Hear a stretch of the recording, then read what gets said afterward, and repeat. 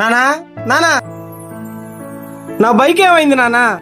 నేను 3 రోజుల నుంచి ఇంట్లో తిండి కూడా తినట్లేదు నానా. నా బాధ నీకు అర్థం కావట్లేదా నానా?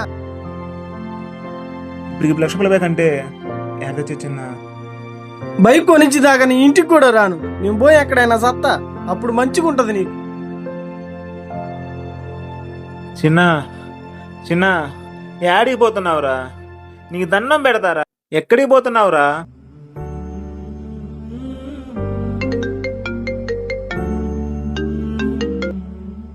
కట్ చేస్తాడు ఏంది వీడు? ఫోన్ స్విచ్ ఆఫ్ చేస్తే సరిపోద్ది, ఇంకోసారి ఫోన్ కూడా చేయడు ఇంకా.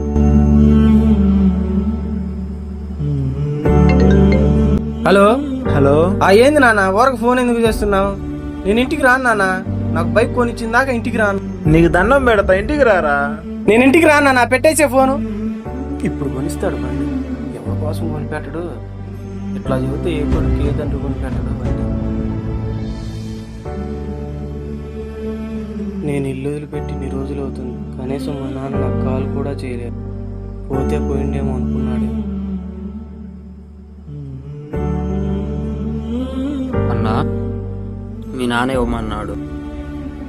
తాళం మా నాన్న ఇమ్మన్నాడా? అవునన్నా. మా నాన్న మంచోడు, నాకు బండి కొనిపించాడు. ఇంటికి వెళ్ళి మా నాన్న ఎక్కించుకోడు.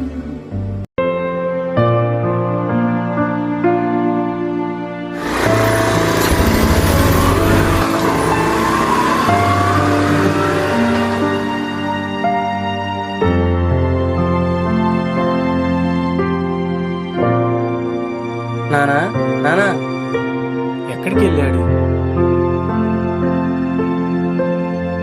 బాబాయ్, మా నాన్న కనిపించాడా? మీ నాన్న చచ్చిపోయి 4 రోజులు అయింది.